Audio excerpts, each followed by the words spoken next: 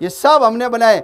यदि मुसलमानों में कला प्रेम होता है, ये सौंदर्य को समझते, तो ये हमारी मूर्तियां नहीं तोड़ते, मंदिर नहीं तोड़ते। और एक मैं आपको बात बताता हूँ, आप में से कोई भी मुझे बता दो कि भारत के अंदर मान लो शाहजहां ने ताजमहल बनाया, तो ये जहाँ से आए थे ना, कहाँ से आए थे?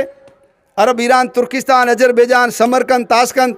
वहाँ कोई खाज महल है क्या कि भाई यहाँ ताजमहल बनाया? तो वहाँ भी तो कुछ बनाया होगा तुम्हारे बाप दादों ने। एक भी बिल्डिंग नहीं है वहाँ, एक भी। यहाँ कुतुब मीनार है, वहाँ भी कुछ बनाई होगी? बताओ, कुछ नहीं है। ये सारे हमारे मंदिरों को तोड़ दो। ऐसे भारत के अंदर 30,000 मंदिरों को तोड़ा। कितना? 30,000 मंदिरों को तोड़ा। हमने कहा केवल 3 दे दो। और ये तो मस्जिद तो है ही नहीं। क्यों? उसके ऊपर लिखा हुआ जन्म स्थान मस्जिद। तो जन्म स्थान किसका? बाबर तो भारत में जन्मा नहीं और वो यहाँ मरा भी नहीं। वो फरगना से आया था ना, अफगानिस्तान में मरा। तो ये जन्म स्थान भगवान राम का ही है। फिर वजू करने के लिए कुआं होता है, हाथ मुंह धोते हैं मुसलमान नमाज से पहले, वहाँ कुआं ही नहीं है, पानी की व्यवस्था ही नहीं है।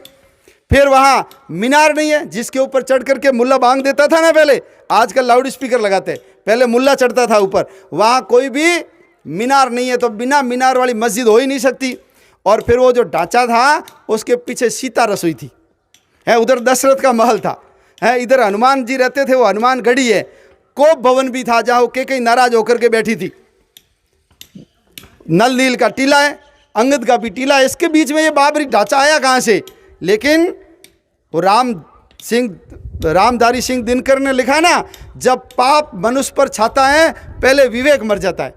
हमारे सत्यमित्रानंद गिरी जी महाराज थे, उन्होंने तो अपनी वो जो चादर है उसको झोली फैला करके उनको कहा था मुसलमानों से कि ये हमको दे दो, मैं आपसे भीख मांग रहा हूँ। लेकिन मुसलमान क्या बोले? महाराज ये माचिस की डिब्बी नहीं है जो मैं आपको दे दूँ। और उस ढांचे को देखते तो हमारे मन में क्या आता था? अभी देखो राम सुखदास जी महाराज का नाम सबने सुना है।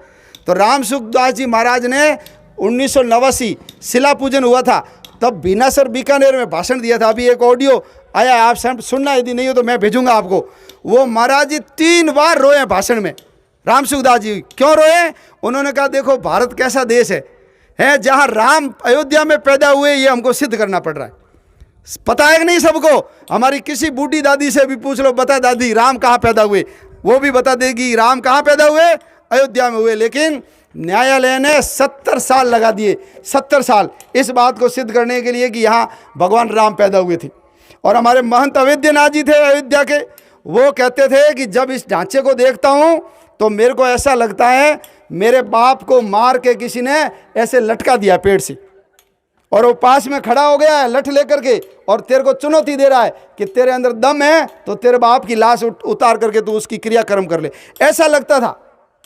तो ये हमारी जन जन की भावना थी कि हमारी छाती के ऊपर जैसे भाला गाड़ देते हैं, ऐसे राम जन्मभूमि के ऊपर ये बनाया हुआ कलंक का टीका हमारे छाती के ऊपर मूंग दलने जैसा ही है। लेकिन इन्होंने माना नहीं, नेताओं ने ध्यान दिया नहीं, न्यायालय ने माना नहीं, और मुसलमानों को तो कोई मतलब ही नहीं था।